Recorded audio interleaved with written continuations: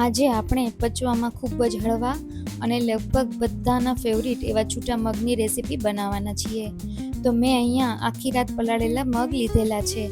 સૌ પહેલાં કડાઈમાં 2 ચમચા તેલ એડ કરી દેવાનું છે. ત્યારબાદ તેમાં થોડી રાઈ નાખી અને રાઈ ચટકે પછી થોડું જીરું એડ કરવાનું છે.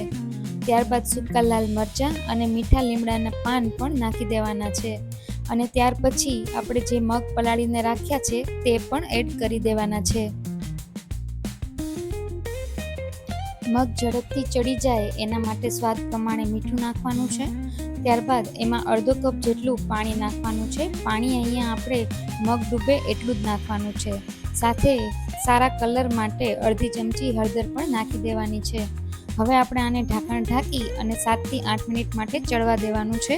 તો તમે જોઈ શકો છો કે આપણા મગ છે એ લગભગ 80% જેટલા કૂક થઈ ગયા છે. તો અહીંયા મેં મસાલામાં 1 મોટી ચમચી જેટલું કાશ્મીરી લાલ મરચું, ધાણા જીરું પાવડર અને થોડી અમથી સાકર નાખેલી છે. સાકર તમને ન ભાવતી હોય તો તમે અહીંયા સ્કીપ પણ કરી શકો છો. અને સાથે 1 મોટી ચમચી લીંબુનો રસ નાખેલો છે અને લગભગ 1 ચમચા જેટલું પાણી નાખેલું છે. તો હવે આપણે બધી જ વસ્તુઓને સારી રીતે મિક્સ કરી લેવાની છે. મગમાં નાખેલા બધા જ મસાલા ચડી જાય અને પાણી બળી જાય ત્યાં સુધી આપણે અહીંયા મગને કૂક કરવાના છે.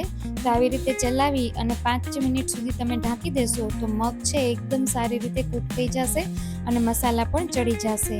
તો છેલ્લે આની ઉપર આપણે કોથમીરના પાન છાંટી અને ગેસની ફ્લેમ બંધ કરી દઈશું અને ઢાંકણ ઢાંકી અને મગ સીજી જાય ત્યાં સુધી રહેવા દઈશું.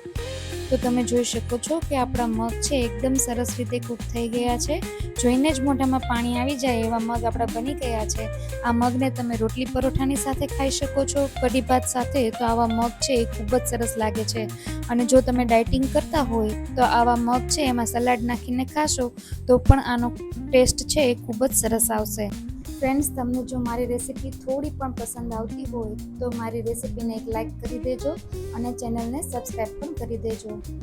તો મળીએ આપણી નેક્સ્ટ રેસીપીની સાથે.